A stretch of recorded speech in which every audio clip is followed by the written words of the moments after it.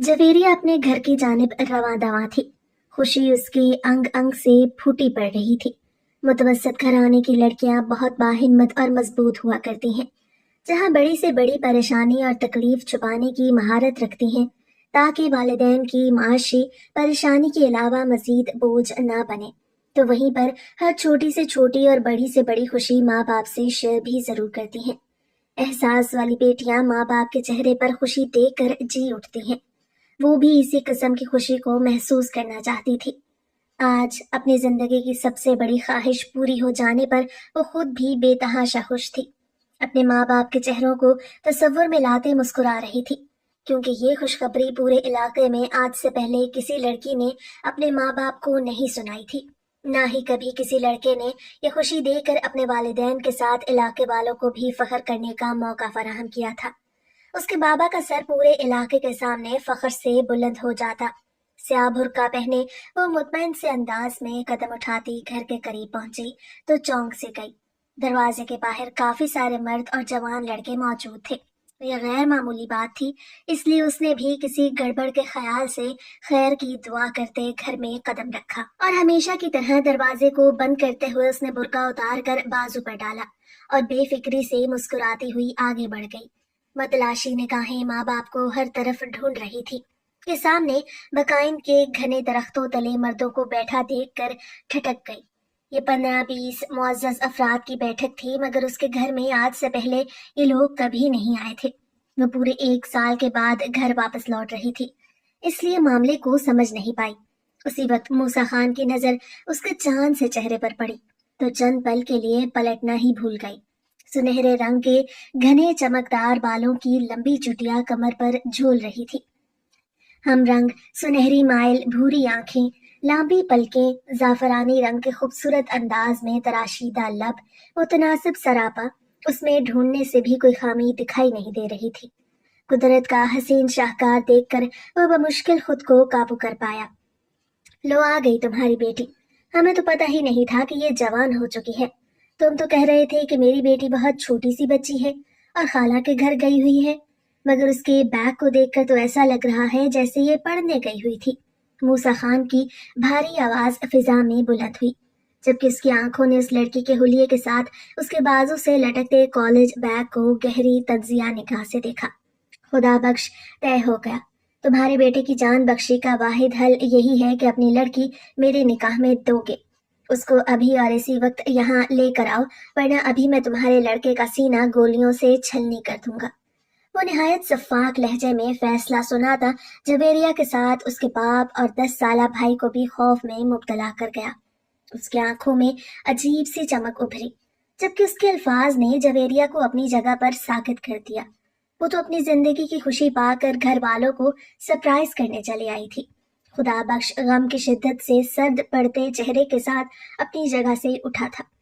क्या मैंने यहाँ आकर गलती कर दी है? जवेरिया ने एक पल के लिए मायूस होकर सोचा।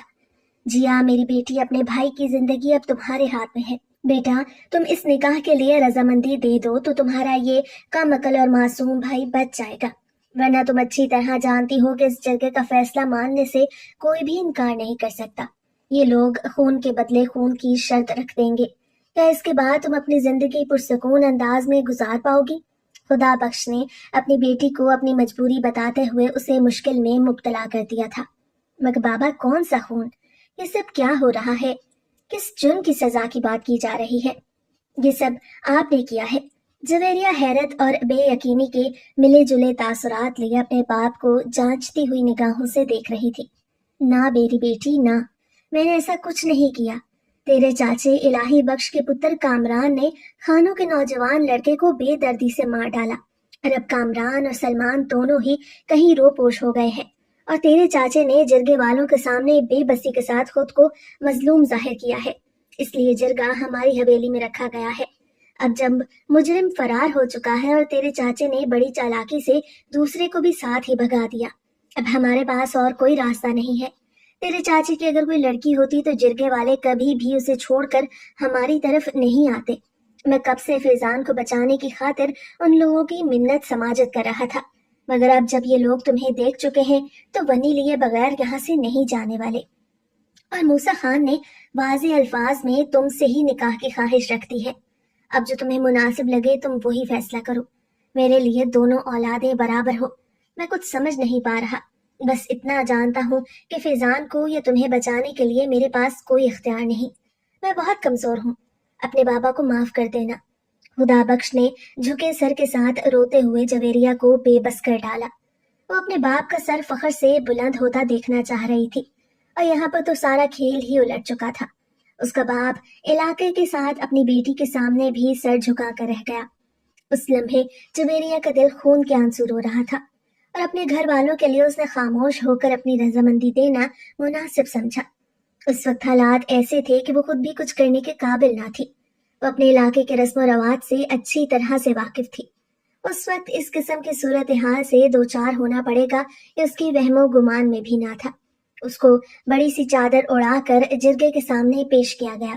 وہ یہاں سے بھاگ جانا چاہتی تھی، کسی ایسی جگہ چھپ جانا چاہتی تھی جہاں کوئی پریشانی، کوئی بدلا اس کا پیچھا نہ کر سکے، مگر وہ خود غرضی دکھا کر اپنوں کو مشکل وقت میں تنہا نہیں چھوڑ سکتی تھی۔ اپنے معصوم بھائی کی خاطر اس نے یہ کڑوا گھونٹ بھر لیا۔ نکاح شروع ہو چکا تھا۔ موسیٰ خان کے دل میں کئی سالوں سے ایک آگ لگی تھی، جسے ٹھنڈا کرنے کا موقع آج ملا تھا۔ یہ اس وقت کی بات تھی جب موسیٰ خان فریش یونیورسٹی اسٹوڈنٹ تھا۔ وہ اپنی خوبصورتی، ذہانت اور امارت کی بنا پر ہر دوسری لڑکی کا خواب تھا، جس پر بظاہر تو وہ بہت باوقار طریقے سے معذرت کر دیا کرتا تھا، مگر دل میں اپنی اس شہرت پر خاصا اطرانا لگا تھا۔ کسی لڑکی کو مزید پیش رفت کی اجازت اس لیے نہ دیتا کہ اس کو شہر کی بے باک اور بے جا فیشن کرنے والی لڑکیاں پسند نہیں تھیں، اور بد کردار بھی نہیں تھا کہ وقت گزاری کے لیے کسی کو امید دلا دیتا اور دوستیاں اور روابط استوار کر لیتا۔ اس کی یہی ادا اس کو مزید پرکشش بناتی تھی۔ کسی ایونٹ میں شرکت کے لیے خوب سج دھج کر موسیٰ خان یونیورسٹی پہنچا تھا۔ ایونٹ کے بعد سٹال لگا دیے گئے اور اسٹوڈنٹ اپنی اپنی ثقافت کے مطابق مخصوص اشیاء متعارف کروا رہے تھے۔ ہر طرف رنگ اور خوشبو کا بازار گرم تھا۔ لڑکے، لڑکیاں، گروپس اور کپلز کی شکل میں ادھر ادھر گھوم رہے تھے۔ موسیٰ خان بیزار سی شکل لیے یہ نظارے دیکھ رہا تھا کہ اس کی نظر ایک اپسرا پر پڑی۔ اس کی ہرنی جیسی آنکھوں میں گھبراہٹ اور خوف صاف دکھائی دے رہا تھا۔ شاید وہ بھی اس قسم کی محفلوں کی عادی نہیں تھی۔ لانگ میکسی پہنے، سر کو اچھی طرح لپیٹ کر وہ اچھی خاصی ڈھکی چھپی تھی، مگر پھر بھی بار بار اپنا جائزہ لے رہی تھی۔ موسیٰ خان کو وہ لڑکی بہت اچھی لگی۔ وہ دل فریب مسکراہٹ لبوں پر سجائے اس لڑکی کی جانب قدم بڑھا گیا، یہ جانے بغیر کہ اس کا انجام کیا ہونے والا ہے۔ ایکسکیوز می پریٹی گرل، ابھی وہ مزید کچھ کہتا کہ اس لڑکی نے وہاں پر موجود دوسری لڑکیوں کے پیچھے چھپ جانے کی کوشش کی۔ ہائے موسیٰ خان، آپ سے مل کر خوشی ہوئی۔ باقی لڑکیوں کی آنکھیں چمک اٹھی تھی۔ ہائے گرلز، موسیٰ خان نے مروت نبھائی۔ یہ لڑکی یہاں پر اسٹوڈنٹ تو نہیں لگتی۔ اس نے ہار نہیں مانی تھی اور اس کے استفسار پر ایک لڑکی نے بازو سے پکڑ کر جویریہ کو سامنے کیا تھا۔ یہ میری کزن ہے، کالج گرل ہے، آج میرے ساتھ آئی ہے، تھوڑی سی شرمیلی ہے، اس لیے چھپ رہی ہے۔ موسیٰ خان کی دلچسپی دیکھتے وہ بھی مسکرا کر تعارف کروا رہی تھی۔ کس کالج میں پڑھتی ہو اور سبجیکٹ کیا ہے؟ وہ بات کا بہانہ ڈھونڈ رہا تھا، مگر جویریہ نے چہرے پر اتنے سخت تاثرات لیے ہوئے تھے کہ اگلا بندہ خود ہی کنارہ کشی اختیار کر لے، مگر مخاطب کرنے پر اس نے جھٹکے سے اپنی بازو چھڑوائی اور رخ موڑ کر مخالف سمت چل پڑی۔ یہ واضح اشارہ تھا کہ وہ ان سوال و جواب میں کوئی دلچسپی نہیں رکھتی۔ موسیٰ خان جو آج تک سب کی توجہ کا مرکز رہا تھا اور آج پہلی بار اپنی طبیعت کے برخلاف خود پیش قدمی کر چکا تھا، اتنے لوگوں کے درمیان اس قسم کے رویے پر ذلت محسوس کر رہا تھا۔ شرمندگی سے اس کے چہرے کے تاثرات بدل گئے تھے۔ اس پہلو پر تو وہ سوچ بھی نہیں سکتا تھا کہ اس کو کوئی عام سی لڑکی یوں ٹھکرا کر چلی جائے گی۔ وہ تو اس لڑکی کو شہر کی ایک نک چڑی سی لڑکی سمجھ رہا تھا۔ یہ نہیں جانتا تھا کہ وہ اسی کے علاقے کی ایک کمزور سے گھرانے کی لڑکی ہوگی۔ اس روز موسیٰ خان نے خود کو سب کے سامنے رسوا کرنے والی اس لڑکی کو دماغ میں بٹھا لیا تھا۔ تم سے تو جب بھی موقع ملا اس اکڑ کا بدلہ لے کر رہوں گا۔ اس کی پیٹھ کو گھورتے ہوئے وہ دل میں اس سے مخاطب ہوا، اور کئی سال بعد آج دوبارہ اس لڑکی سے اس انداز میں سامنا ہوا تھا کہ وہ مکمل طور پر بے بس ہو چکی تھی اور اسی کے رحم و کرم پر تھی۔ موسیٰ خان نے ایک لمحے کے لیے بھی اس لڑکی کو اپنے دماغ سے محو نہیں ہونے دیا تھا۔ آج اس بہترین موقع کو کیسے جانے دیتا؟ قتل ہونے والا اس کے ماموں کا بیٹا تھا۔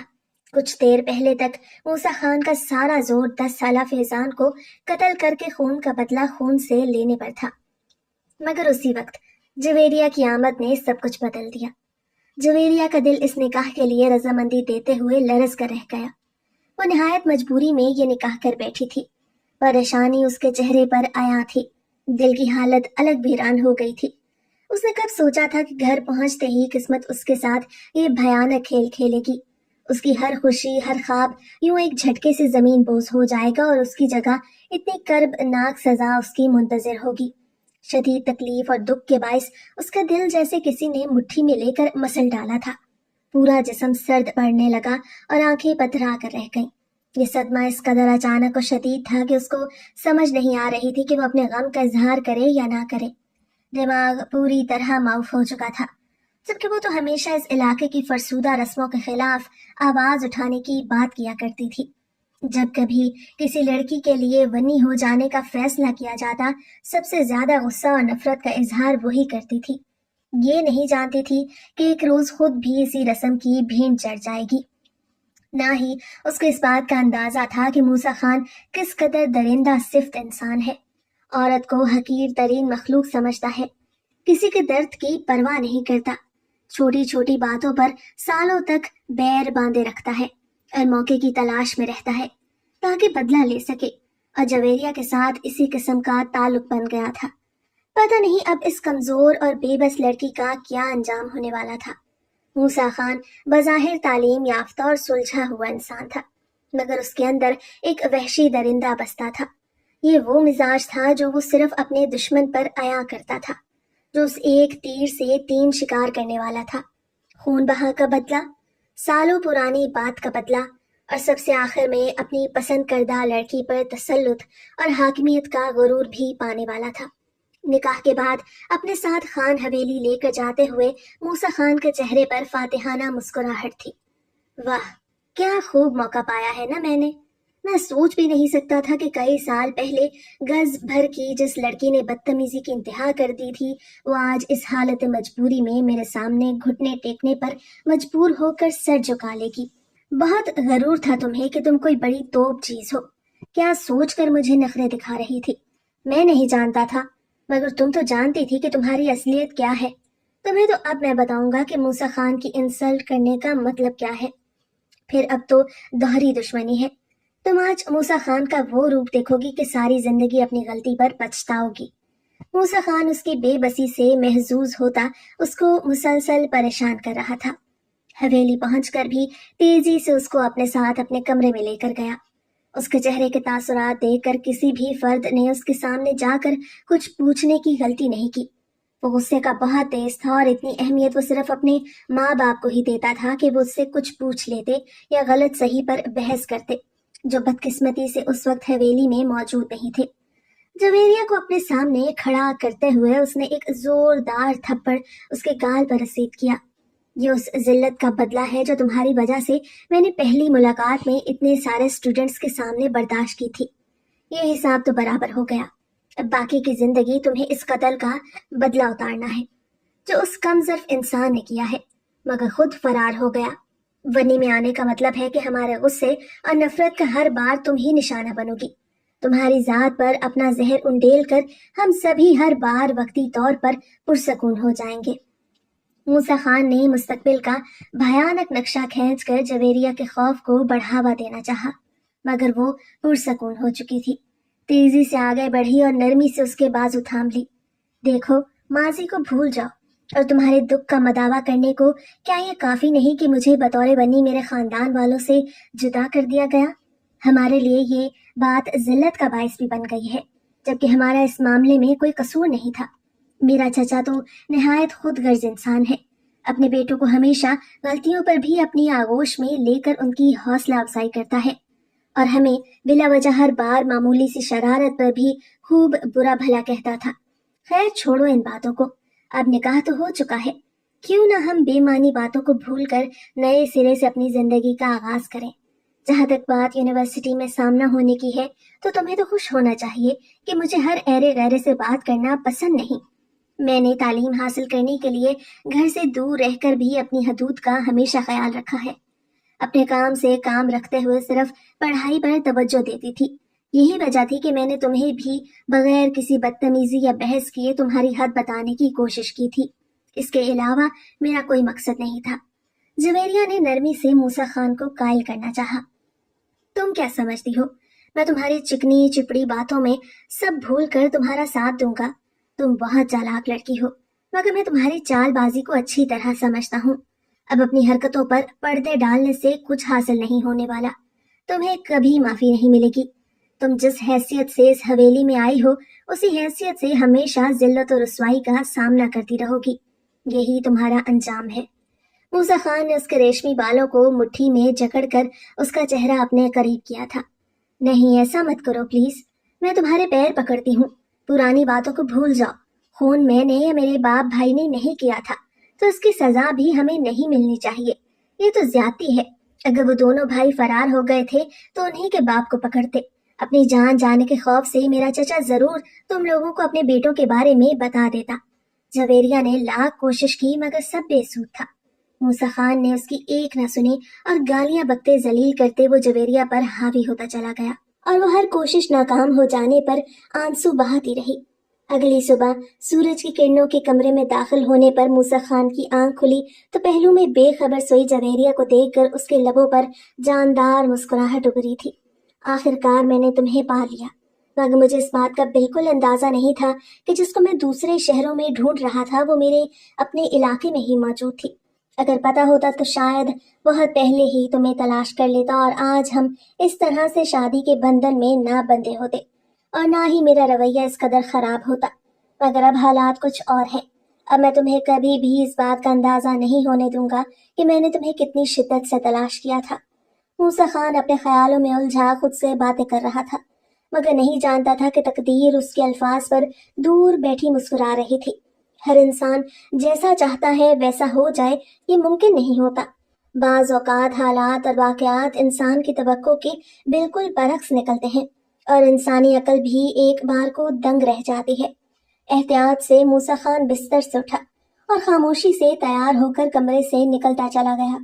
اسے کسی ضروری کام کے لیے ڈیرے پر جلد آنے کا کہا گیا تھا۔ واپس آنے میں سے خاصی دیر ہو گئی تھی۔ دوپہر سے کچھ دیر بعد جب وہ واپس گھر آیا تو کمرے کے عین وسط میں جویریہ خون میں لت پت بے ہوش پڑی تھی۔ اس کی یہ حالت دیکھ کر موسیٰ خان بری طرح سے بوکھلا گیا تھا۔ میں نے تو ایسا کچھ نہیں کیا، اس کی یہ حالت کیسے ہو گئی؟ وہ پریشان سا سوچتے ہوئے آگے بڑھا۔ جویریہ کے چہرے کو تھپ تھپا کر اس کو ہوش میں لانے کی کوشش کرنے لگا، مگر وہ بے سدھ پڑی تھی اور اس کے ہونٹ سفید پڑ رہے تھے۔ موسیٰ خان نے تیزی سے اس کو اٹھایا اور گاڑی میں ڈال کر قریب کے ایک چھوٹے سے کلینک پر لے گیا۔ اس کی حالت دیکھ کر کلینک پر موجود واحد ڈاکٹر بھی گھبرا کر پیچھے ہٹا تھا۔ اس کی حالت بہت خراب ہے، یہ ہمارے بس کا کام نہیں، آپ اس کو کسی بڑے ہسپتال میں لے کر جائیں، ایسا نہ ہو کہ دیر ہو جائے۔ موسیٰ خان نے پریشانی سے ڈاکٹر کی جانب دیکھا تھا اور مزید کچھ بھی کہہ کر وقت ضائع کرنے کے بجائے ایک بار پھر سے DHQ کی جانب روانہ ہو گیا تھا، جو ان کے علاقے سے کافی قریب تھا۔ اس کے سوا کوئی چارہ نہ تھا کہ جویریہ کی زندگی بچانے کے لیے اسے مردوں کا سہارا بھی لینا پڑا تھا، جبکہ ان کے خاندان میں کبھی ایسا نہیں ہوا تھا۔ حویلی کی عورتوں کے علاج کے لیے شہر سے لیڈی ڈاکٹرز کو لایا جاتا تھا، جو حویلی میں ہی خواتین کا علاج کرتی تھی، مگر اس میں کافی وقت درکار تھا۔ اور جویریہ کی حالت دیکھ کر موسیٰ خان مسلسل اسی خوف میں مبتلا تھا کہ کہیں اس کو کچھ ہو نہ جائے۔ ہسپتال پہنچ کر جویریہ کو ایمرجنسی وارڈ میں لے جایا گیا۔ موسیٰ خان کوریڈور میں بے چینی سے ٹہلتے ہوئے اس کی بہتری کے لیے دل سے دعا گو تھا۔ اگر وہ اس کی بے چینی دیکھ لیتی تو کبھی وہ فیصلہ نہ کرتی جو وہ اندر بستر پر پڑی کر چکی تھی۔ اسے ہر صورت اس شخص سے دور جانا تھا، اپنی زندگی کو آزادی اور اپنے مقصد کے حصول کے لیے گزارنا تھا، جو کہ حویلی میں رہ کر ناممکن تھا۔ کچھ ہی دیر بعد ایک لیڈی ڈاکٹر کافی شور شرابہ کرتے ہوئے کمرے سے باہر آئی۔ مریض کی حالت بے حد خراب ہے، آپ کون ہیں؟ لیڈی ڈاکٹر نے خاصے گھورنے والے انداز میں موسیٰ خان کی جانب دیکھا تھا۔ وہ میری بیوی ہے، اس کو کیا ہوا ہے؟ کوئی پریشانی کی بات تو نہیں؟ وہ فکر مندی سے ڈاکٹر کی جانب دیکھ رہا تھا۔ اس کی حالت دیکھ کر ایسا لگ تو نہیں رہا کہ وہ آپ کی بیوی ہے۔ عورت کے ساتھ اس قدر درندگی دکھانے کے بعد اب فکر مندی ظاہر کرنے کا بھلا کیا جواز ہے؟ ہم اپنی پوری کوشش کریں گے، مگر وہ بچ پائے گی یا نہیں اس کے بارے میں کچھ نہیں کہہ سکتی۔ لیڈی ڈاکٹر نے گہرا طنز کیا اور واپس کمرے کی جانب پلٹ گئی۔ تمہارے شوہر کو میں نے خوب دھمکا کر پریشان چھوڑ دیا ہے، مگر مجھے لگتا ہے یہ کافی نہیں ہے۔ ہمیں پولیس کو اطلاع کرنی چاہیے، ایسے جنگلی مرد کو خوب سبق سکھانا چاہیے، اس لیے میں نے نرس کو پہلے ہی کہہ دیا ہے کچھ ہی دیر میں پولیس یہاں پہنچ جائے گی۔ اس طرح کے درندوں کو بالکل آزاد نہیں چھوڑنا چاہیے، یہ لوگ اپنی غلطی کی سخت ترین سزا پا لیں تو ہی بہتر ہوگا۔ ڈاکٹر ماریا، جو کہ جویریہ کی کالج فرینڈ تھی، نے اپنی طرف سے سمجھداری کا مظاہرہ کیا تھا اور اپنی عقل مندی پر خوش بھی ہو رہی تھی۔ تم نے پولیس کو بلا وجہ بلایا ہے، اس سے کوئی کام نہیں بننے والا۔ جویریہ نے بے بسی سے نفی میں سر ہلایا تھا۔ کیوں کام نہیں بنے گا؟ میں نے جو میڈیکل رپورٹ تیار کی ہے وہ بہت سٹرونگ ہے، اس کے مطابق اس جنگلی انسان کو چند سال جیل ضرور ہوگی، ساری اکڑ ناک کے راستے نکل جائے گی۔ تمہیں ابھی میری قابلیت کا اندازہ نہیں۔ ڈاکٹر ماریا نے فخریہ کندھے اچکائے تھے۔ لیکن ماریا، تم ابھی موسیٰ خان کے بارے میں نہیں جانتی، اس لیے تم اس طرح کہہ رہی ہو۔ یہ اپنے علاقے کے سردار اور کافی اثر رسوخ والے لوگ ہیں، پولیس والے ان کا کچھ نہیں بگاڑ سکتے۔ مجھے بے صبری سے انتظار ہے کہ میں نے اپنے سینئرز کو کال کر دی ہے، وہاں سے کوئی جلد از جلد پہنچ جائے، ورنہ تم نے سارا کھیل بگاڑ دیا ہے۔ ایسا نہ ہو کہ اس کو کسی قسم کا شک ہو جائے اور یہ مجھے زبردستی اپنے ساتھ واپس حویلی لے جائے۔ اگر ایسا ہوا تو شاید اگلی بار میں یہ موقع بھی حاصل نہیں کر پاؤں گی۔ آج مجھے ہر حال میں شک سے چھٹکارا حاصل کرنا ہے۔ اگر ایسا نہ ہوا تو مجھے شاید ساری زندگی مسائل کا سامنا کرنا پڑے اور میں اپنے گھر والوں کے لیے کچھ بھی نہیں کر پاؤں گی۔ جویریہ کے چہرے پر پریشانی کے سائے تھے۔ تم فکر مت کرو، ابھی تو اس کو تمہاری بہتری کی سب سے زیادہ فکر ہے۔ میں نے اس کو جس طرح سے باتیں سنائی ہیں، اگر وہ تمہاری طرف سے بے پرواہ ہوتا تو شاید مجھے بھی جواباً کھری کھری سنا دیتا، مگر اسے تمہاری فکر کھائے جا رہی ہے، اور اس کی یہی پریشانی دیکھ کر میں نے اس کو یہ احساس دلانے کی کوشش کی ہے کہ سب کا ذمہ دار بھی وہ خود ہی ہے۔ اب جو ہوگی دیکھی جائے گی، مگر میں تمہیں یہاں سے کہیں بھی نہیں جانے دوں گی۔ ڈاکٹر ماریا نے اس کو تسلی دی تھی، مگر اندر سے وہ خود بھی خوف زدہ ہو گئی تھی کہ کہیں واقعی کوئی مسئلہ کھڑا نہ ہو جائے، کیونکہ یہ پہلا اور آخری موقع تھا۔ اگر اس بار جویریہ ناکام ہو جاتی تو شاید اس کے لیے وہ خود کو کبھی معاف نہ کر پاتی۔ کچھ ہی دیر میں پولیس انسپکٹر ہسپتال پہنچ چکا تھا، مگر موسیٰ خان کو سامنے دیکھ کر ادب سے جھک کر سلام کیا اور کچھ بھی پوچھے بتائے بنا واپس لوٹ گیا۔ یہ دیکھ کر ماریہ کو خاصی حیرانگی ہوئی تھی۔ تم نے بالکل ٹھیک کہا تھا جویریہ، یہ پولیس والے ایسے جھک کر تمہارے شوہر کو سلام کر رہے تھے جیسے یہ سرکار کے نہیں بلکہ تمہارے شوہر کے ملازم ہیں۔ میں بھی کتنی پاگل تھی، ان لوگوں سے امید وابستہ کر بیٹھی جو خود بھی کم ظرف اور دوسروں کے اشاروں پر چلنے والے بزدل افسر ہیں۔ ڈاکٹر ماریا نے افسوس کا اظہار کیا تھا۔ موسیٰ خان پولیس کو سامنے دیکھ کر مطمئن کھڑا رہا، مگر پولیس کے جاتے ہی آرمی کی 2 گاڑیاں ایک ساتھ ہسپتال کے احاطے میں داخل ہوئی تھیں۔ اسکواڈ لیڈر جاسم اور کیپٹن طاہا سفیر چند دوسرے فوجی اہلکاروں کے ہمراہ تیز تیز قدم اٹھاتے ہسپتال کے ایمرجنسی وارڈ کی جانب بڑھے تھے۔ لیفٹیننٹ جویریہ کہاں ہیں؟ انہیں ہمارے حوالے کر دیں، ان کا علاج ہماری نگرانی میں CMH میں ہوگا، اور مزید جو بھی ضروری کارروائی کرنے کی ضرورت ہوئی ہم خود کر لیں گے۔ کیپٹن طاہا نے اس قدر باروب انداز میں انٹری دی تھی اور اب سخت لہجے میں جویریہ کے بارے میں استفسار کیا تھا کہ ڈاکٹر ماریا نے کیپٹن طاہا کے سوال پر حیرت اور خوشی کے ملے جلے تاثرات لیے ایمرجنسی وارڈ کی جانب اشارہ کیا۔ اس سے پہلے کہ موسیٰ خان کچھ سمجھ پاتا، دیکھتے ہی دیکھتے جویریہ کو آرمی والوں کی نگرانی میں CMH ایڈمٹ کر دیا گیا، اور موسیٰ خان کے پوچھنے پر کیپٹن طاہا سفیر نے اس کی جانب دیکھتے ہوئے ابرو اچکائی تھی۔ لیفٹیننٹ جویریہ آرمی آفیسر ہیں جنہیں غیر قانونی طور پر شادی کرنے پہ مجبور کیا گیا تھا، اور اس حوالے سے ہم اپنی نگرانی میں ان کا علاج کروائیں گے اور اس کے بعد وہ اپنی ڈیوٹی پر واپس لوٹ جائیں گی۔ آپ کا اب اس کے ساتھ کچھ لینا دینا نہیں ہے۔ اس سے زبردستی کی شادی اور کوئی خون بہا وغیرہ کے معاملے کو آپ بھول جائیں تو زیادہ بہتر ہوگا۔ ان کی فیملی پر بھی کسی قسم کا دباؤ ڈالنے کی کوئی ضرورت نہیں۔ آپ کو جانے دیتا ہوں ابھی تو، مگر مزید کوئی حرکت کرنے کی کوشش کی تو آرمی کی جانب سے سخت رد عمل کے لیے تیار رہیے گا۔ کیپٹن طاہر سفیر اپنی بات کر کے وہاں سے جا چکا تھا اور موسیٰ خان غصے سے مٹھیاں بھینجتا رہ گیا۔ تم واقعی بے حد چالاک اور شاطر لڑکی ہو۔ ایک بار پھر سے تم نے میرے ساتھ کھیل کھیلا اور میں اس قدر بے وقوف تھا کہ تمہاری ڈرامے بازیوں کا شکار ہو گیا۔ میں تمہیں کبھی معاف نہیں کروں گا اور تمہیں اس قدر سنگین سزا دوں گا کہ تمہاری کئی نسلیں یاد رکھیں گی۔ موسیٰ خان کو دھوکہ دینے کا کیا انجام ہوتا ہے، اس بات کا احساس میں تمہیں دلا کر رہوں گا۔ موسیٰ خان ماتھے پر گہرے بل ڈالتے ہوئے ڈاکٹر ماریا کی جانب پلٹا تھا، جو بے حد خوش ہوتے ہوئے کیپٹن کو جاتا ہوا دیکھ رہی تھی۔ اس کے دیکھنے پر ایک دم پلٹی اور اپنے آفس میں جا کر بند ہو گئی۔ حویلی جانے کے بعد موسیٰ خان اپنے دوست کے پاس اس کی بیٹھک میں جا پہنچا۔ غصے سے چکر کھاتے ہوئے بار بار اپنے ہی ہاتھ پر مکے برساتا وہ غصے سے پاگل ہو رہا تھا۔ اس گز بھر کی لڑکی نے میرے ساتھ دھوکہ کیا۔ وہ آرمی جوائن کر چکی ہے۔ ہمارے علاقے میں بھلا کس لڑکی نے اتنی تعلیم حاصل کی ہے؟ خدا بخش کو اپنی اس جرت کا جواب دینا ہوگا، ورنہ علاقے میں ہر دوسرے گھر کی لڑکی اسی طرح کے خواب دیکھنے لگے گی اور ان سب کو روکنا ہمارے لیے مشکل ترین امر ہوگا۔ میں خدا بخش کے بیٹے کو آج جان سے مار ڈالوں گا۔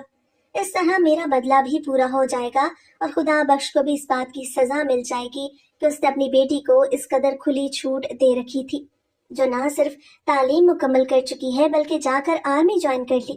ساری زندگی جب وہ اپنے اکلوتے بیٹے کو روئے گا تو ہر ایک کے لیے عبرت کا نشان بن کر رہ جائے گا، اور مس جویریہ کو بھی اپنی غلطی کا بخوبی اندازہ ہو جائے گا۔ اگر ایسا نہ کیا تو بہت دیر ہو جائے گی۔ یہ لڑکیاں 4 جماعتیں پڑھ کر خود کو مردوں کے برابر سمجھنے کی غلطی کرتی ہیں اور خود سر ہو جاتی ہیں۔ یہ بات میرے لیے بالکل قابل قبول نہیں۔ کل کو ہماری اپنی حویلیوں کی لڑکیاں بھی یہی ضد کرنے لگیں گی تو کس کس کو خاموش کروائیں گے؟ سب ہم سے سوال کریں گے کہ ہماری لا علمی کی وجہ سے اس علاقے کی ایک لڑکی نے پوری آزادی سے تعلیم حاصل کی، اگر اس کو نہیں روکا تو باقیوں کو بھی یہ حق دیا جائے۔ ادھر سے ادھر چکراتے ہوئے اچانک ایک شیطانی منصوبہ تیار کر کے موسیٰ خان پسٹل نکالتے ہوئے تیزی سے باہر کی جانب قدم بڑھانے لگا۔ رک جاؤ موسیٰ خان، یہ تم بے وقوفی کر رہے ہو۔ اگر تم خدا بخش کے دروازے پر پہنچ جاتے ہو یا اس کے بیٹے فیضان کو قتل کرتے ہو تو اس بارے میں تم سے سوال جواب کیا جائے گا، جرگہ بلایا جائے گا اور تمام سرداران کے سامنے یہ بات کہتے ہوئے تمہیں بالکل اچھا نہیں لگے گا کہ تم ایک لڑکی کو سنبھال نہیں پائے اور وہ تمہیں چکمہ دے کر ہمیشہ کے لیے فرار ہو گئی۔ ارتضیٰ خان نے اس کو مزید کوئی بے وقوفانہ حرکت کرنے سے باز رکھنا چاہا، مگر خون بہا کا بدلہ لینا کوئی غلط بات نہیں ہے اور میں فیضان کو صرف خون بہا کے بدلے میں قتل کرنا چاہتا ہوں۔ یہ بات میں سرداران کے سامنے رکھوں گا تو کسی کو بھی اعتراض نہیں ہوگا۔ موسیٰ خان ماتھے پر گہرے بل ڈالتے ہوئے ارتضیٰ خان کی جانب پلٹا تھا، مگر تم یہ بھول رہے ہو کہ تمہیں خون بہا کے بدلے ونی کے طور پر وہ لڑکی دے دی گئی تھی۔ اب وہ لڑکی تمہاری گرفت میں نہ رہی اور حویلی سے بھاگنے میں کامیاب ٹھہری تو یہ سب کچھ تمہارا قصور ہے۔ اس میں خدا بخش یا اس کے بیٹے کا کوئی عمل دخل نہیں ہے، تو تم یہ حرکت نہیں کر سکتے۔ جرگے کا فیصلہ بس ایک ہی بار کیا جاتا ہے اور اس پر ہی عمل کرنا ہوتا ہے۔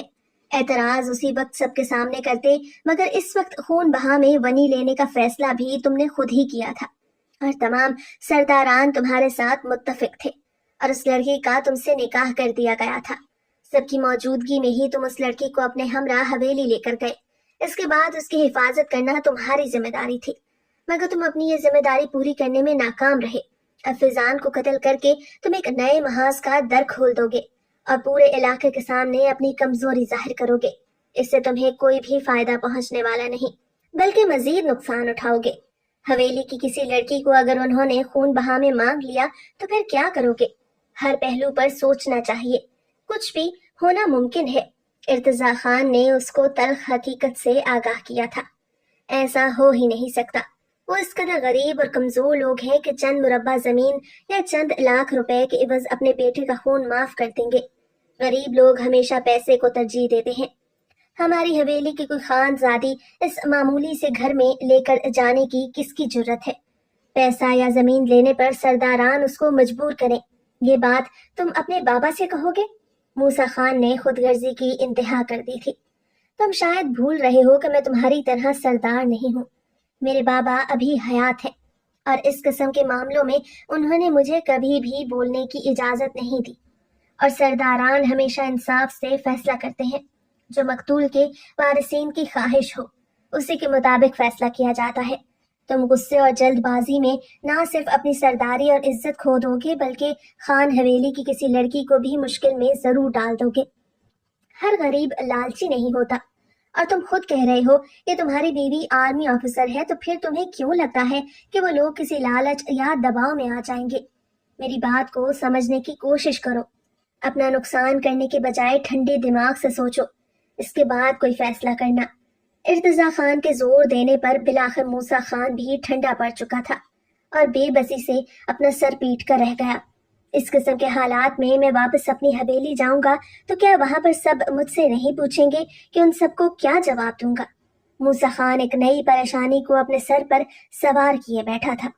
اپنی حویلی والوں کو کسی بھی قسم کی جھوٹی سچی داستان سنا کر تم مطمئن کر سکتے ہو، مگر پورے علاقے میں اگر یہ بات پھیل گئی کہ خون بہا میں آئی لڑکی حویلی سے بھاگ گئی ہے تو صرف اور صرف تمہاری بدنامی ہوگی۔ اب بدنامی کے بعد بھی اگر لڑکی تمہیں واپس نہیں مل سکتی تو پھر کیا فائدہ اتنا شور کرنے کا؟ جو ہو گیا اس کو جانے دو اور کوئی بہتر جواز تلاش کرو جس سے تم اپنے خاندان کو مطمئن کر سکو۔ اس کے ٹھنڈا ہو جانے پر ارتضیٰ خان نے پرسکون سانس خارج کی تھی اور موسیٰ خان واپس حویلی کی طرف جاتے ہوئے مسلسل کوئی ٹھوس جواز تلاش کر رہا تھا۔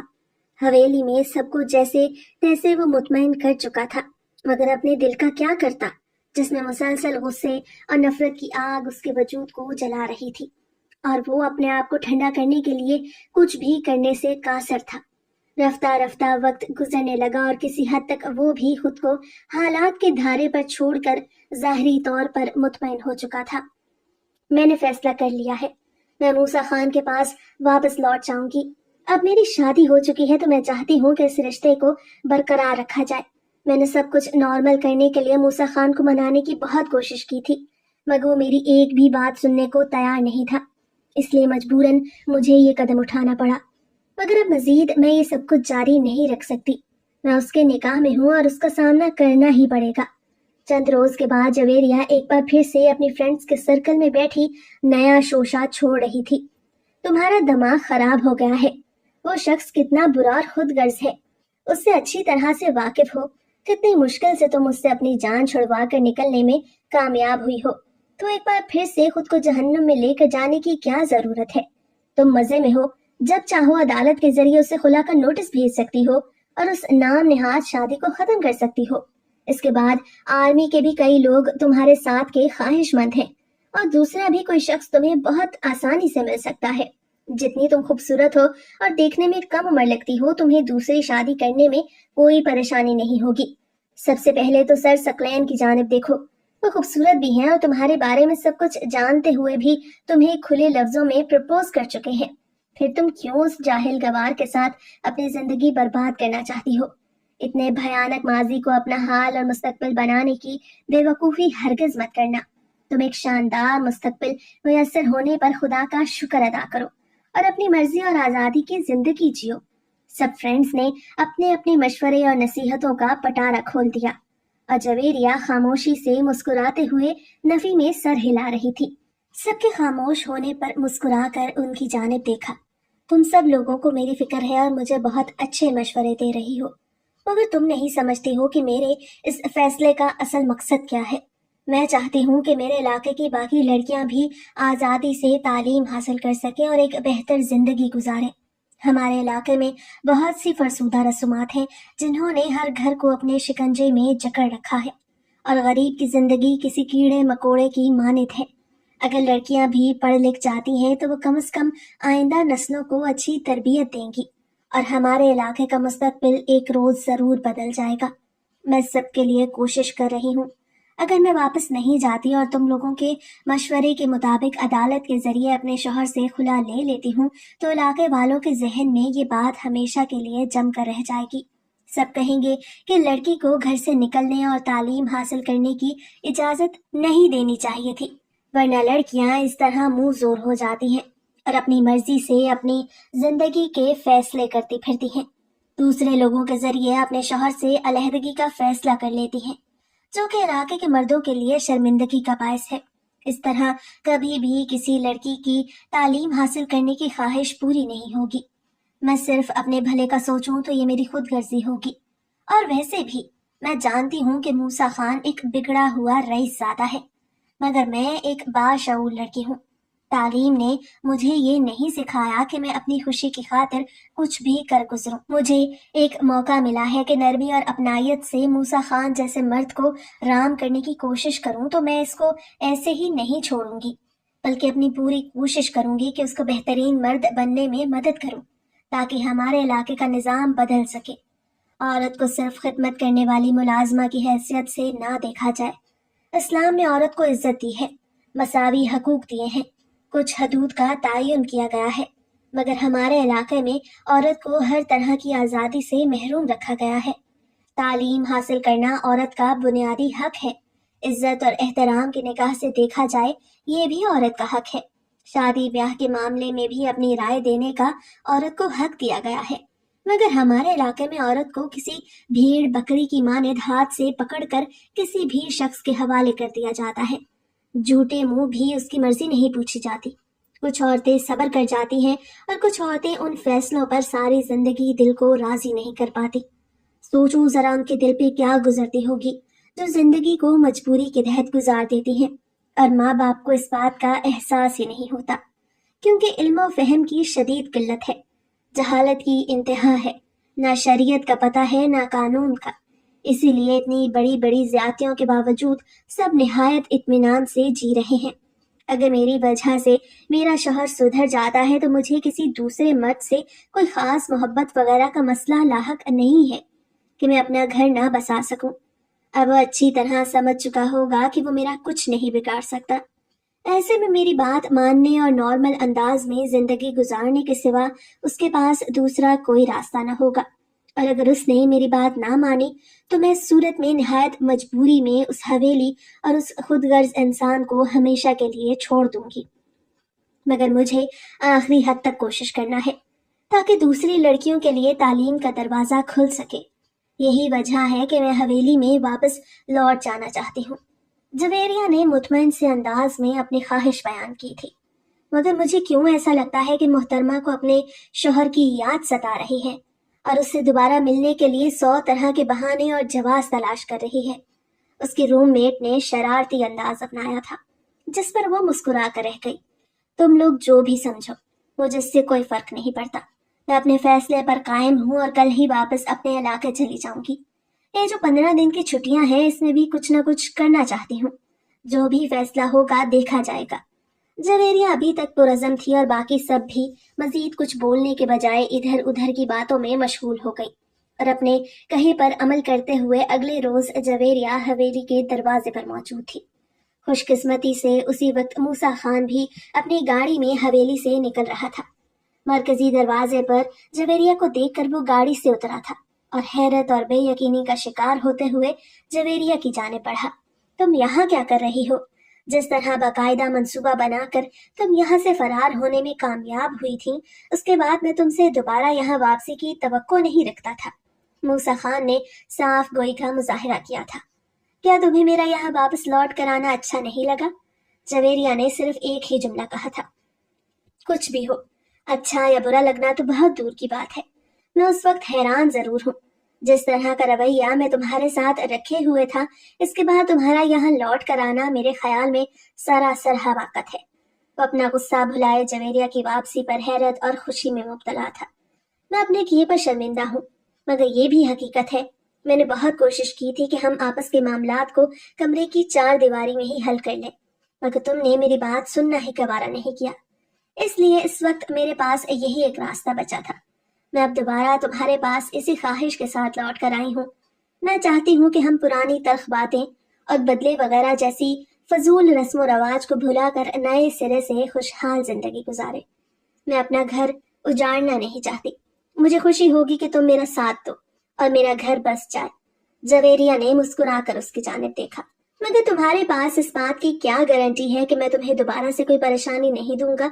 ایسا بھی تو ہو سکتا ہے کہ میں تمہیں دوبارہ کبھی حویلی سے باہر قدم بھی نہ رکھنے دوں۔ پھر تم کیا کرو گی؟ کیا پھر بھی تم اپنے گھر کو بسانا چاہو گی؟ موسیٰ خان نے اس کے چہرے کے تاثرات کو جانچنے کی کوشش کی تھی۔ یہ بات تم بھی اچھی طرح جانتے ہو کہ تم میرا کچھ نہیں بگاڑ سکتے۔ میں چاہوں تو حویلی میں بھی اپنے سینئرز کو بلا کر یہاں سے جا سکتی ہوں، مگر میں ہر بار اس طرح کی بے وقوفی کرنا نہیں چاہتی۔ میں بھلے تعلیم حاصل کر چکی ہوں اور آرمی میں ایک افسر ہوں، مگر اس سب کے باوجود میں اس علاقے کے ایک معمولی سے کسان کی بیٹی ہوں، اور باقی لڑکیوں کی طرح میری بھی چھوٹی چھوٹی اور سادہ سی خواہشات ہیں۔ میں نے کبھی بھی بڑے بڑے خواب نہیں دیکھے، اور نہ ہی اپنے علاقے یا اپنے گھر والوں سے بغاوت کرنے کا سوچا۔ میں نے جو بھی کیا اپنے علاقے اور اپنی زندگی میں بہتری لانے کے لیے کیا، اس کے علاوہ میرا کوئی بھی مقصد نہیں تھا۔ تمہیں بھی شرمندہ یا ذلیل کروانا میری چاہت ہرگز نہیں تھی۔ میرے پاس اس وقت دوسرا کوئی راستہ نہیں بچا تھا۔ مجھے لگا کہ ہمارے مستقبل کو بہترین انداز میں ڈھالنے کے لیے یہ قدم اٹھانا ناگزیر ہے، مگر اب میں مزید اس حقیقت سے منہ نہیں موڑ سکتی۔ تم میرے شوہر ہو اور مجھے اپنی زندگی تمہارے ساتھ بسر کرنی ہے۔ جویریہ کے انداز اور لب و لہجے نے موسیٰ خان کو مطمئن کر دیا تھا۔ میری صرف ایک ہی خواہش ہے۔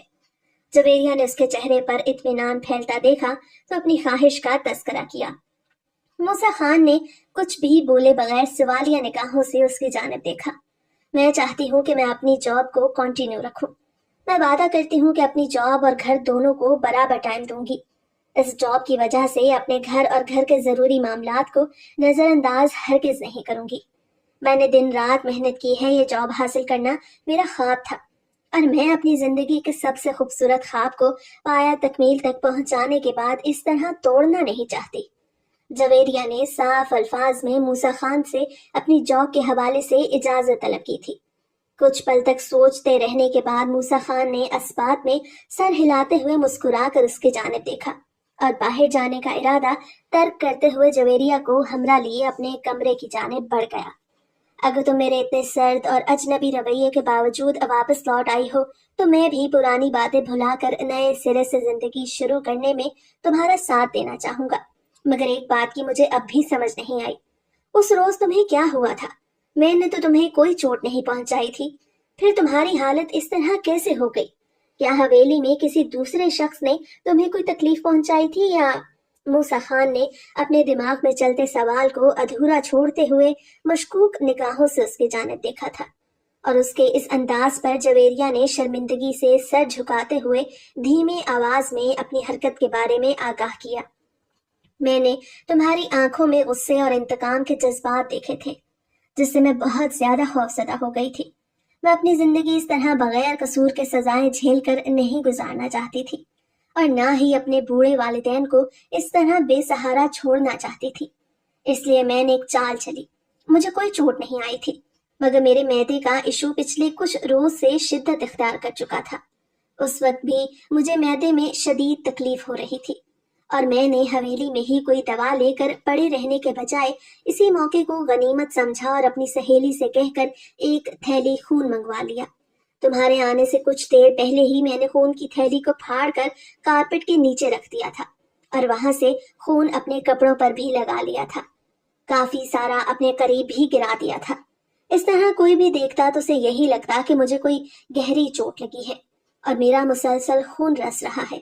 میری خواہش کے عین مطابق کمرے میں سب سے پہلے تم ہی داخل ہوئے، اور اتنا خون دیکھ کر تم پریشان ہو گئے، اور مزید کچھ بھی سوچنے سمجھنے کے بجائے تم نے ارد گرد دیکھنا اور حویلی کے ملازموں سے میرے بارے میں پوچھنا شروع کر دیا۔ اس وقت موقع ملتے ہی میں نے وہ خالی ہو چکی خون کی تھیلی بھی اٹھا کر چھپا لی تھی۔ اس چھوٹی کلینک پر جو معمولی سا ڈسپینسر کھڑا تھا وہ خون دیکھ کر تمہاری طرح گھبرا گیا، اور مجھے چیک کرنے کے بجائے تمہیں کسی بڑے ہسپتال جانے کا مشورہ دے دیا۔ شاید قدرت کو بھی یہی منظور تھا، اس لیے میری راہ میں کوئی بھی رکاوٹ نہیں آئی تھی۔ اس روز DHQ میں بھی ایمرجنسی وارڈ پر موجود لیڈی ڈاکٹر میری اپنی کالج فرینڈ تھی۔ میرے ہوش میں آنے تک وہ پریشانی سے میری تکلیف کم کرنے کی کوشش کر رہی تھی، مگر پھر اس کو بھی میں نے سب کچھ بتا کر اپنے ساتھ ملا لیا، اور اسی وجہ سے وہ خواہ شور شرابہ کر کے تمہیں مزید پریشان کر رہی تھی۔ دراصل ہمیں اتنا وقت چاہیے تھا جب تک میرے اسکواڈ کا لیڈر یا کیپٹن وغیرہ وہاں پہنچ نہ جاتے، اور تمہیں اس دوران کوئی شک بھی نہ ہو، اسی لیے اس نے پریشانی اور خطرے کی بات کی تھی۔ میں کال پر اپنے اسکواڈ لیڈر کو مختصر الفاظ میں سب کچھ بتا کر مدد کے لیے بلا چکی تھی۔ میں نے اپنی ٹریننگ مکمل کی تھی اور چند روز میں ہی مجھے باقاعدہ طور پر ڈیوٹی کے لیے جوائن کرنا تھا، مگر اس سے پہلے وہ سارے معاملات اس قدر اچانک ہوئے کہ میں اپنے والدین کو اپنی اس جاب کے بارے میں بتا ہی نہیں پائی، اور یہ عجیب قسم کی شادی ہو گئی۔ ان کے پہنچنے کے بعد سب کچھ تمہارے سامنے ہے، مگر مجھے اس سب پر بہت افسوس ہے۔ میں واقعی امن اور سکون سے سب کچھ ٹھیک کر دینا چاہتی تھی۔ خیر، اب بھی کچھ نہیں بگڑا۔ امید کرتی ہوں کہ سب کچھ ٹھیک ہو جائے گا اور تم میرا بھرپور ساتھ دو گے۔ جویریہ کے لہجے میں شرمندگی صاف محسوس کی جا سکتی تھی۔ تو تم واقعی بے حد چالاک نکلی۔ جانتی ہو تمہاری چال بازی سے مجھے کس قدر شرمندگی کا سامنا کرنا پڑا، اور پولیس والے میرے جاننے والے ضرور تھے، لیکن پولیس انسپکٹر نے مجھے عجیب سی نگاہوں سے دیکھا، جیسے اسے بھی میری سرداری اور طاقت پر شبہ تھا۔ موسیٰ خان کی بیوی ہسپتال میں پہنچنے پر اپنے ہی شوہر کے خلاف پولیس کی مدد طلب کرے، یہ میرے لیے بہت بڑی ذلت تھی، مگر اس وقت میں تمہاری صحت کے حوالے سے اس قدر پریشان تھا کہ دوسری کسی بات کے بارے میں سوچنا ہی نہیں چاہتا تھا۔ مگر پھر آرمی کیپٹن نے جس طرح مجھے میری حد بتائی اور میری مرضی جانے بغیر وہ لوگ تمہیں اپنے ساتھ لے گئے، یہ بات میرے لیے شرمندگی کا باعث تھی۔ تمہارے چلے جانے کے بعد میں اس قدر غصے میں تھا کہ میں نے اپنے دوست ارتضیٰ خان کے پاس جا کر غصہ ٹھنڈا کرنے کے لیے اور کوئی انتہائی قدم اٹھانے سے پہلے اپنا رازدار بنانے کی کوشش کی، اور وہ بھی تمہاری حرکت کے بارے میں سب کچھ جان چکا تھا۔ یہ تو اس کی مہربانی ہے کہ کبھی اس بات کا ذکر بھی نہیں کرتا۔ اس وقت میں اس قدر غصے میں تھا کہ اگر وہ مجھے روک نہ لیتا تو شاید میں تمہارے بھائی کو قتل کر چکا ہوتا، اور آج تم یقیناً حویلی واپس لوٹ کر نہیں آتی، بلکہ مجھ سے شدید نفرت کرنے لگتی۔ خدا کا شکر ہے کہ میں نے یہ بے وقوفی نہیں کی تھی۔ موسیٰ خان نے بھی اپنے غصے کے باعث کیے جانے والے فیصلے کے بارے میں جویریہ کو آگاہ کیا، جس پر وہ مطمئن سی مسکرائی تھی۔ آپ کی غلط فہمی ہے کہ میں نے اتنا بڑا قدم اٹھاتے ہوئے اپنے گھر والوں کے بارے میں نہ سوچا ہو۔ 2 سپاہیوں کے ہمراہ مجھے CMH منتقل کر دیا گیا تھا، مگر کیپٹن اور اسکواڈ لیڈر دوسری گاڑی میں سیدھا میرے والدین کے پاس پہنچے تھے اور ان سب کو اپنے ساتھ شہر لے جا چکے تھے۔ اگر اس دن تم نے غصے میں آ کر میرے گھر جانے کی کوشش بھی کی ہوتی تو وہاں پر یا تو تمہیں آرمی آفیسر ملتے یا پھر دروازے پر پڑا تالا تمہارا منہ چڑھا رہا ہوتا۔ میرے ماں باپ اور بھائی شہر میں منتقل ہو چکے ہیں اور اس روز کے بعد دوبارہ کبھی علاقے میں واپس نہیں آئے۔ مجھے اس بات کا خدشہ تھا کہ غصے میں کہیں تم لوگ میرے گھر والوں کو تکلیف نہ پہنچا۔ خیر، اب باقی سب تو بالکل ٹھیک ہے، مگر اپنے بارے میں کیا خیال ہے؟ کیا یہاں حویلی میں رہ کر میرا جاب کنٹینیو رکھنا ممکن ہوگا؟ میرا خیال ہے کہ ہمیں بھی شہر میں شفٹ ہو جانا چاہیے۔ اس طرح علاقے میں کسی کو ہماری ذاتی زندگی کے بارے میں کچھ بھی خبر نہیں ہوگی اور ہم اپنی زندگی اپنی مرضی اور مکمل آزادی کے ساتھ گزار سکیں گے۔ جویریہ نے آسان حل موسیٰ خان کے سامنے رکھا۔ اس کی فکر کرنے کی تمہیں کوئی ضرورت نہیں، میں سب کو قائل کر سکتا ہوں۔ تم اسی علاقے میں میرے دوسرے گھر پر ہی رہو گی۔ میں نہیں چاہتا کہ چوروں کی طرح چھپ کر زندگی گزاروں۔ اس علاقے میں میرا اپنا ایک نام اور پہچان ہے۔ اگر میں یہاں سے چلا گیا تو سب کیا سوچیں گے کہ میں اس قدر کمزور ہوں کہ اپنی بیوی کی حفاظت نہیں کر پایا اور اب بزدلوں کی طرح خود بھی شہر میں جا کر چھپ گیا۔ تمہارا جاب پر جانا میرے لیے مسئلہ نہیں اور نہ ہی مجھے کسی دوسرے کے اس معاملے میں پرواہ ہے کہ سب کیا سوچیں گے۔ اگر دوسروں کو خوش کرنے کی کوشش کی جائے تو لوگوں کو ساری زندگی کسی نہ کسی بات پر اعتراض ہوتے ہی ہے۔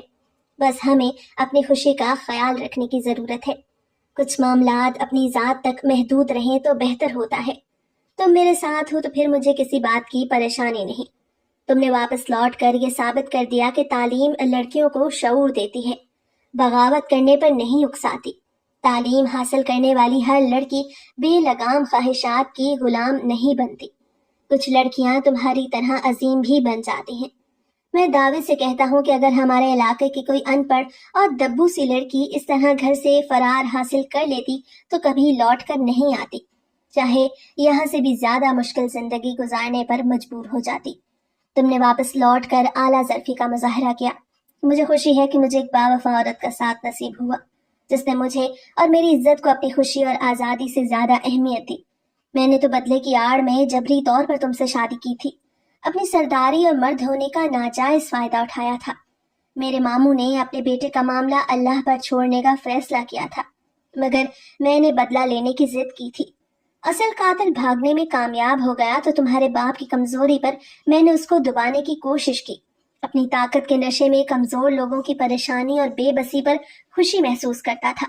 تعلیم تو میں نے بھی حاصل کی تھی، مگر میری جاگیردانہ مزاج میں غرور شامل ہو گیا تھا۔ میں نے ہمیشہ اپنی طاقت کا ناجائز استعمال کیا تھا، مگر جب تم نے میری زندگی میں قدم رکھا تو میں نرم پڑ گیا تھا۔ تم نے میری ذات کا غرور توڑ کر رکھ دیا تھا۔ اب میں ہر ایک سے نظر چرانے لگا تھا۔ مجھے ایسا محسوس ہوتا تھا جیسے سب میری کمزوری کا راز جان گئے ہیں اور دل میں مجھ پر ہنستے ہوں گے، میری بے بسی کا مذاق اڑاتے ہوں گے۔ جانے انجانے میں جن لوگوں کی دل آزاری کا باعث بنا ہوں، ان لوگوں کی بددعائیں مجھے لے ڈوبی ہیں۔ میرا سر ہمیشہ کے لیے جھک گیا ہے۔ میں اندر ہی اندر اپنی غلطیوں پر پشیمان ہونے لگا تھا، مگر معافی مانگ کر دل کو پرسکون کرنے کا ظرف مجھ میں بالکل نہیں ہے۔ میں بہت کمزور ہوں، چھوٹی سوچ کا مالک ہوں۔ تم نے میری زندگی میں شامل ہونے کا فیصلہ کر کے مجھے میری نظر میں معتبر کر دیا۔ تمہاری جو بھی خواہش ہے میں تمہارے ساتھ ہوں، ہر طرح سے تمہارے ساتھ تعاون کروں گا۔ موسیٰ خان نے اس کی دیرینہ خواہش پوری کر دی تھی۔ اس کایا پلٹ پر جویریہ خوشی اور اطمینان محسوس کرتے ہوئے مسکرا دی تھی کہ اب اس علاقے میں فرسودہ نظام کا خاتمہ ہو جائے گا۔ سچی لگن اور کوشش کے ساتھ کوئی کام کرنے کا فیصلہ کیا جائے اور ہر حال میں اس پر قائم رہا جائے تو کبھی زیادہ تو کبھی تھوڑے بہت مسائل کا سامنا کرنا ہی پڑتا ہے، مگر اچھے کام کا اختتام ہمیشہ خوش آئند ہوا کرتا ہے۔ نیکی کے کام میں اللہ بھی ساتھ دیتا ہے، اور جب اللہ کا ساتھ ہو تو کسی بھی کام میں ناکامی کا سوال ہی نہیں پیدا ہوتا کہ وہ مسبب الاسباب ہے۔